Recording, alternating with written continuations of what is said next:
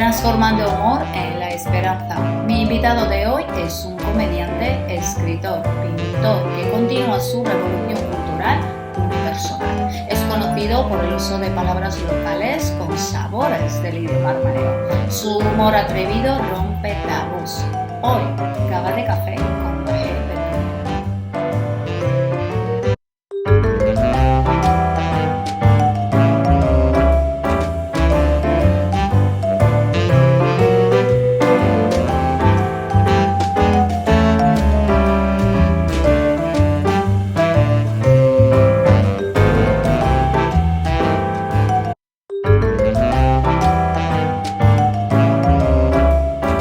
Who is Vahé Berberian? I think Michel Foucault once said, "Do not ask me who I am, do not expect me to remain the same." Meaning that we have all these facets to ourselves, and it's very difficult for me to pinpoint who I am. But I can tell you, I am. Oh, you're right. I'm an artist. I'm a writer and an entertainer, or all at the same time. And it's never just one thing at a certain place in time, if you know what I mean. I'm all three every single day, because I always write every single day. I do my writing every single day. When I'm not traveling, when I'm not touring, I walk into my studio and paint something, even if it's like two brush strokes. And of course, I'm constantly touring and performing. So all these three are integral parts of myself. Now, sometimes, every once in a while, I realize that an idea or a concept translates well in writing a play or in a novel in the form of, or an idea can go straight into the files of stand-up comedy, for example. So that's how it is. But as far as one adjective that would describe what I would look for the most in my work is sincerity, I would say.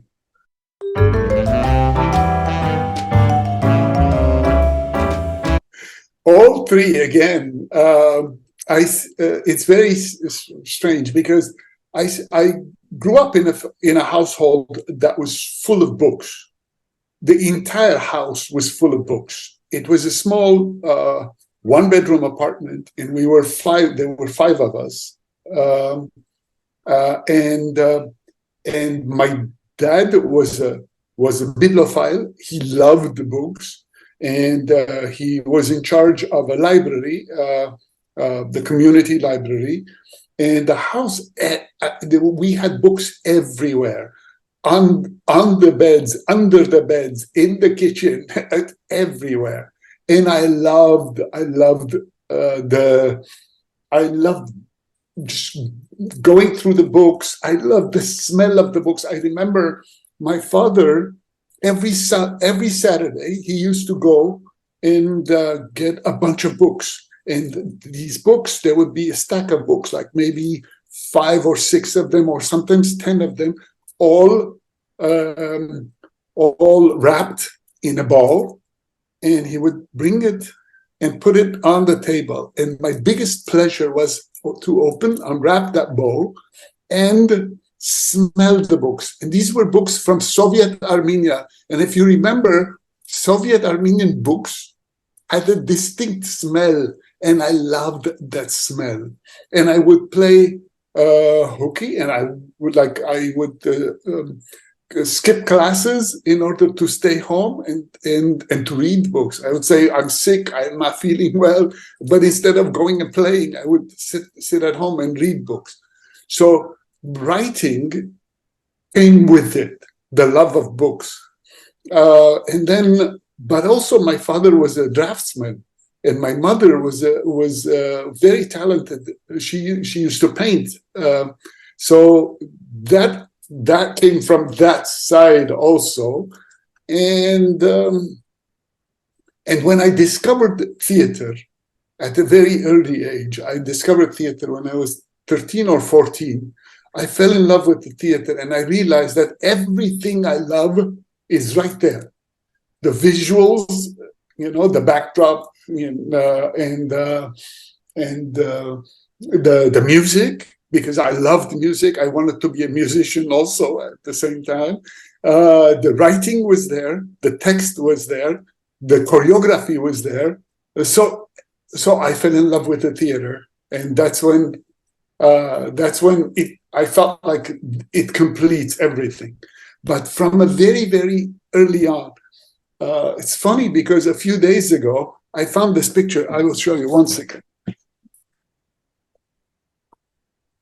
Okay, this is me at the age of 1.5. Okay. Writing, supposedly. Of course, I didn't know how to write, but my mom said I used to spend hours doodling in notebooks as if I was writing.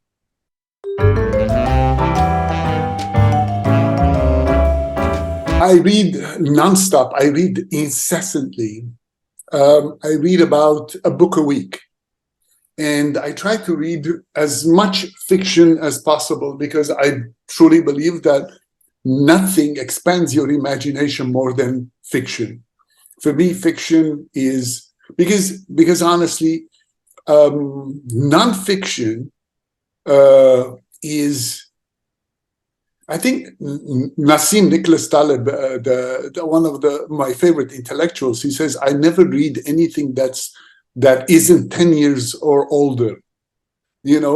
Especially nonfiction gets old very, very fast because things change, concepts change, and there's always an anti-truth to the truth that the nonfiction is telling you.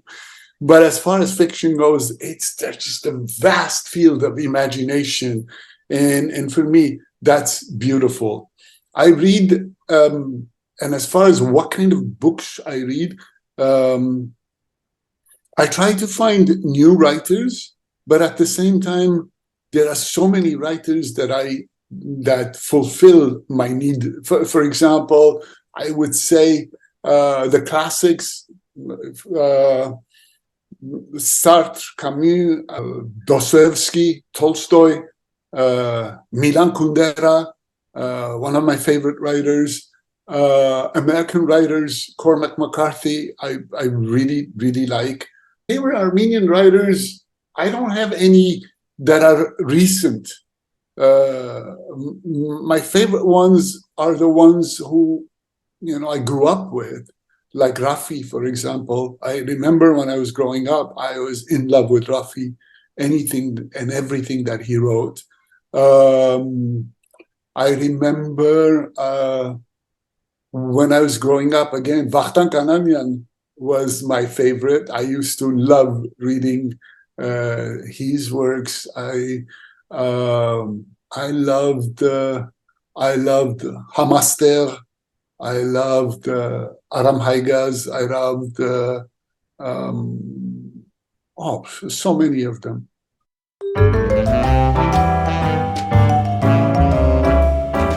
Communication these days is a landmine of a topic because things have changed so much.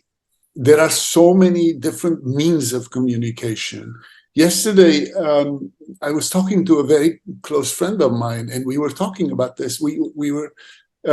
She was saying that do you really believe that reading has declined considerably within the past few years? And I was saying, yes. She said, no. She was saying, don't you think it's always been like that? People are always complaining that there are no readers. And I said, no. With every single means of communication, a new one, whenever it was introduced, okay. For example, when the radio was introduced, less people started reading because there was something else to listen to be engaged with. The TV was introduced, again, more people got involved with TV and less readers. with the internet, with social media, more and more, because especially with social media and the internet, there is this delusion that you are reading. But in reality, what you're reading is not really substantial. It's either news or some, that trivial stuff that you really don't need to, but you're bombarded by all this information that it's junk. It's like eating junk food, and it really, it's not good for your health. It's not. Especially again with the social media, the means of communication have become so ridiculously. Everybody has an opinion. Every single person has an opinion, and they want to be heard. Everybody wants to be heard, and so it's. At this point, I really am not very optimistic about our means of communication. We have all the right to, I don't think people should be censored. I don't believe in censorship at all. But I also believe that people should censor themselves every once in a while about topics that they don't understand, they don't know. It's very simple. There's an old joke, and it's in one of my most recent monologues. If, you might be hearing it in a few weeks in New York, where I tell the story where someone goes to buy a parrot, and he sees a parrot in the pet shop, and he says, what does this parrot do? It's $200. It says, he says, that parrot makes beautiful sounds. He says, how about the one that's $400? What does that do? And he says, $400 one can sing. He says, how about the $600 one? The $600 one can talk like a human being. It's fantastic. And he says, how about the $4,000 one? What's so special about that? And the man says, that one thinks. At this point, we are all parrots. We're constantly talking and repeating what we have heard on social media, because there are no legitimate sources of information or news these days. But journalism is almost dead. So we're constantly repeating what others say, especially if these people, for example, if someone is wearing a doctor's thing, a white costume, and has 3 pencils here and a stethoscope, and says, and whatever this person says, we think, he must know something because he looks like a doctor, he looks like a wise man. That's the criterion these days, because you don't know anything about the person. All you know is this guy is making sense. I don't know anything about what he's saying, but he sounds like a wise man, so I will repeat whatever he says. And this is where we are now.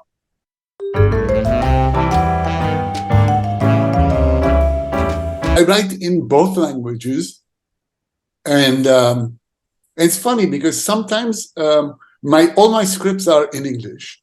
For the movie scripts are in English. My plays are mostly in Armenian. My monologues are in Armenian because I started in English also. I was performing in English also, but then I realized that the demand in Armenian is so huge, and also I was having more fun in Armenian, and I wanted to do something that will soothe my conscience and enjoy what I was doing at the same time. Now, as far as novels go, my novels, I used to write in Armenian. Now I'm writing in English. My latest 2 novels are in English, and I think I'm sadly, I believe that I will continue writing in English as far as novels go. I know Armenian, of course, English, French. Not very fluent, but I can save myself. Arabic, Turkish, I understand. And Spanish, I understand a little bit. I can't speak it, but I took 3 years of Spanish.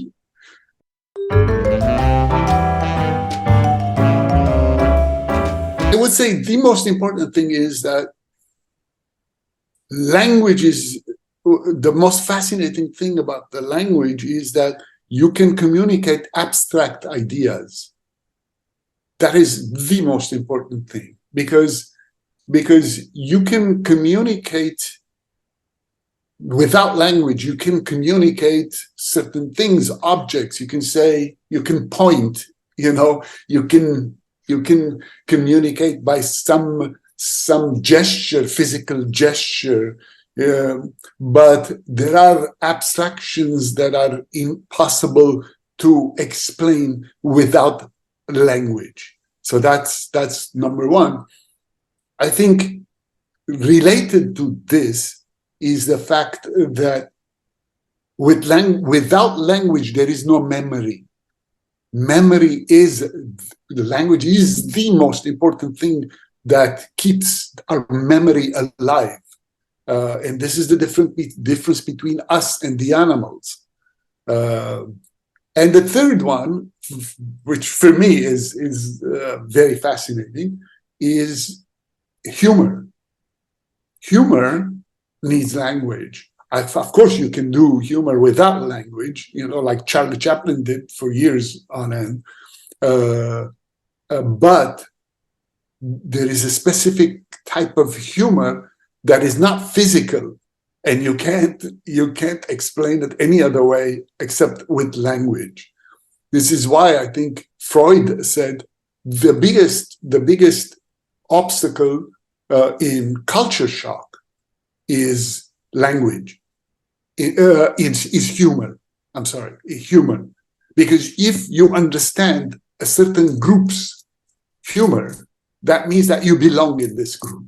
If you do not understand their humor, you feel alienated. You're an outcast. You don't belong there. I've always had cats, and it's fun because my mom, she tells me every once in a while, she says, "Your cat is lying." I say, "Why?" It's like, because he's not hungry. He ate this morning, and he's trying to lie and tell you that he's hungry, but he's not hungry. In order to lie, this is, again, related to memory. In order to lie, this, strangely enough, it's in my new monologue, because Umberto Eco says this, and it's stuck in my mind, and I love this, what he says. He says, in order for a lie to be a lie, one must know the truth. So I do not know if animals are cognizant of truth. I'm not sure. I don't know.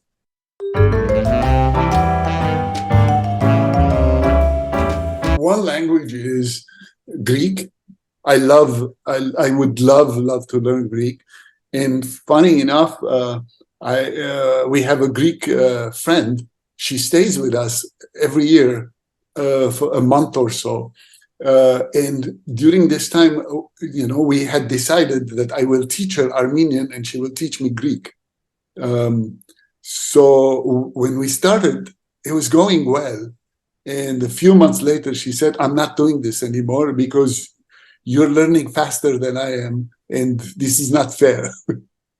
For example, there are so many words in Greek that are very familiar to us because in Armenian it's the same word, and it's fascinating for me, the etymology of words.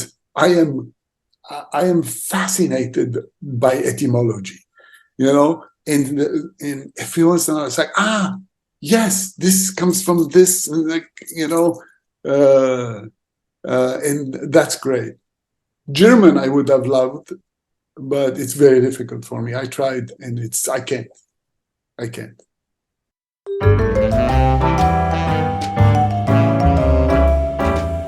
No, I don't follow any trends. I don't follow any trends, and I try to be as honest with myself as possible. My intention, first and foremost, is to tell a story. I will do anything to tell a story, and I believe that the essence of art is the narrative. In all art, every single thing that I do, I try to tell a story. I tell it in my novels, I tell it in my plays, I tell it in my paintings, I tell it, even if they're not recognizable, but for me, there is a story there. And I try to make it as simple as possible, because for me, entertaining the reader or the audience is a very powerful feeling.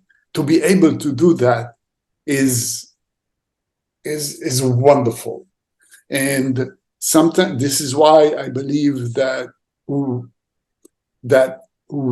within the Armenian reality, we have this problem that we're always either very, very serious, okay, or very, very like low art,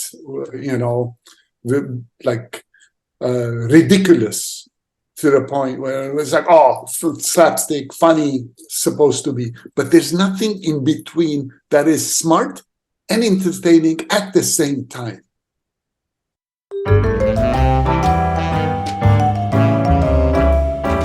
I try to use plain language because for me, I don't like wordiness, too many words. For me, that's like, there is a sense of showing off. There is a sense of alienating the reader, because when the language you're speaking with is heavy-handed, is a little snobbish, it will turn your audience away from you. It's like they will not identify with you. And this, for me, is very, very important. Also, in my novels, every single novel that I write is written in first person. And who that first person is dictates the language itself. If the character, for example, in my most recent book that I just finished, he's a painter, and because this character is a painter, he cannot be writing in a writer's sophisticated language. It has to be a painter's language. So that dictates the thing. I think one of my mentors, my mentor, I would say, not one of them, my mentor, someone I really respected, was Vahé Berberian. And Berberian used, at one point, he told me, he said, your writing has a deceptive simplicity. And I thought that was a very good compliment, to be able to write, to have the voice of a mechanic, or I don't know, a plumber, but say some very interesting stuff. I think Dostoevsky had that. Dostoevsky's language is very simple, very plain. It's not very flowery, but he says he is able to communicate some very interesting ideas.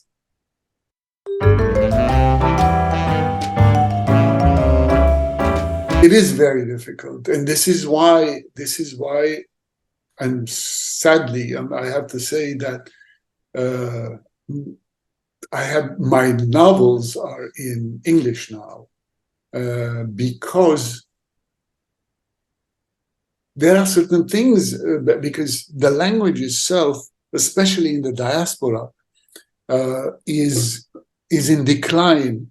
So if I try to write in a fairly sophisticated Armenian, I will lose so many readers because they have to open their dictionaries, every 5 minutes in order to understand a word, because our cachet of words have become minimalized to the point where we're using it only for our daily routines. Every time we have to speak about some interesting, sophisticated topic, it's like we have to use another language, English, French, Spanish, in order to express ourselves, because even if there are the synonyms of these words in Armenian, it's very difficult to follow. I don't know if you agree with me, but this is a problem that I have been facing. The problem comes basically from the diaspora, because we are in the diaspora, and the diaspora, no matter what you do, no matter how fiercely you fight the fight, in the end you will lose. There is no doubt about that. But as far as also the problem with the language is this: language has its memory, and memory has its language. For example, if you are going to tell me something that has happened to you in Armenia when you were 15 years old, okay? How do you think what language do you think you should speak in order to give the closest, the most authentic way of expressing yourself? It has to be Armenian, right? Because it happened in Armenian. It happened, the language spoken at the time was Armenian. So no matter how well you translate it into Spanish, the authenticity will not be there. However, if you tell me a story that happened to you in Spain 4 years ago, okay, you do it in Armenian, there will be definitely something missing in that story because it happened in Spanish. So you're translating it in your mind, okay? And by the time it gets to me, some of it is lost. And the thing is, how do you translate that? Because right now I am dealing with this translating thing. Well, I'm translating letters from Zatar. I don't know if you're familiar with Namagner Zataren, my first novel that was published. And it has been published so far 3 times. It's always out of stock, and people are always looking for it. So I decided to translate it into English myself. And I realized something that I think for a book to be translated, the writer has to find someone who has more respect for the work than he himself does. Because when I am translating it, I think I am the writer. I can do whatever I want. I can change whatever I want, So I am realizing that I am rewriting the damn novel. So, but also, Kundera has something very interesting about to say about the translation. He says the translation is like a woman, beautiful but unfaithful, ugly but faithful. If you think about this, it makes utter sense. Because if you're translating as it is, it's going to be ugly, But if you're translating, having in mind the beauty of whatever you're translating, it has to be unfaithful. Because every language, the beauty is somewhere else. When we read Kafka in English or French or any other language, apparently we miss the humor in Kafka because that humor apparently is innately there only in Czech language.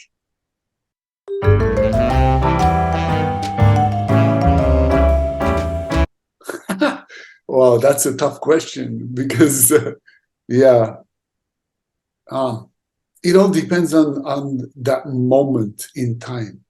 When I'm painting, it's in English for sure, and I'm saying maybe sounds strange because painting and language have not, but I write on my paintings. My paintings have a lot of writings, and a lot of the times it's in English. Sometimes it's in Armenian. When I am thinking of comedy, it's Armenian mostly.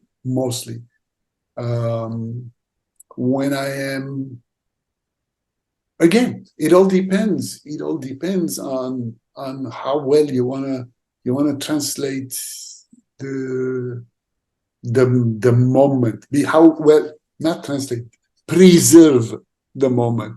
Because I believe that all art is preservation. You remember when I talked about the storytelling? That is preservation, because whatever you're doing, you're preserving something. So how do you preserve it in the best form possible? I don't know.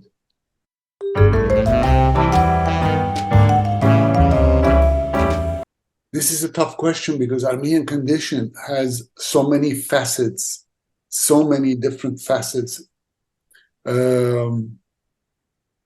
But as far as comedy goes, I can tell you what the Armenian condition is.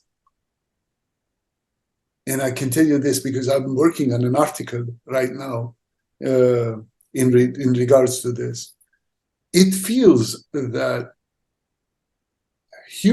humorous writing or creativity in Armenian has lagged seriously because of our history.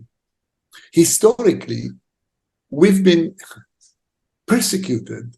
We've been constantly living under one rule or another. We've been in fights, ongoing fights. And so it feels that no matter what you do, there is no right time for humor. It feels like if you're gonna laugh, people are gonna say, this is not the right time to do this. This is not the right time to laugh. That, while our people are suffering and while this is happening, while so many people are starving, while we are fighting this, while we're always fighting a war, we're always lamenting, and it's never a good time to laugh. And this is the very, very, very sad condition that we're facing throughout history as far as humor goes.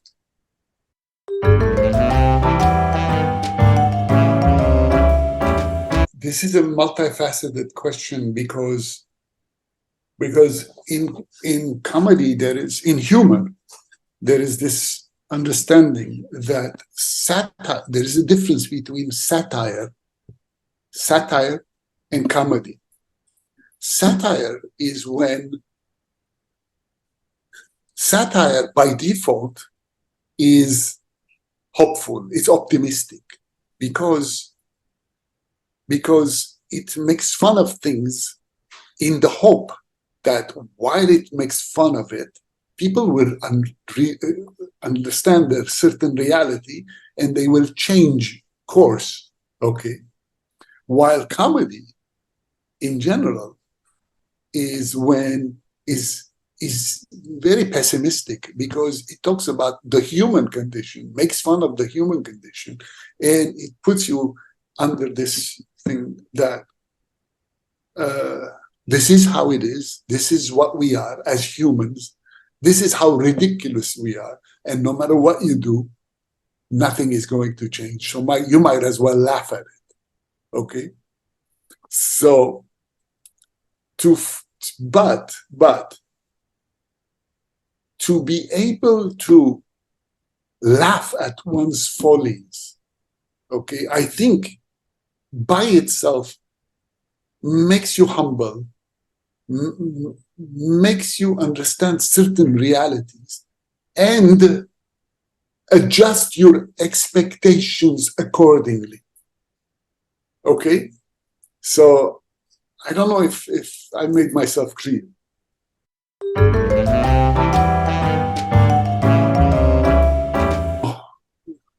I would say you're a very rare minority, and I would say that fascination of languages is the most humane thing, because it makes you understand how similar we are as human beings, and how we're one tribe in the final analysis. I have learned this in comedy, and I keep reminding myself in comedy that what is funny is not the differences between people, differences between nationalities, races. What is funny is the similarities of, of these different parties, because deep down inside, we do not realize, we keep on forgetting how similar we are, and that's the funny thing. Because every time I make a joke, for example, about my mother, about a concept, an idea, an Italian would say, "That's just my mom. That's my family. This is like," and that's when you realize that humor is universal only when it becomes specific. So yeah, and so to be able to understand that universality, you have to have respect for language.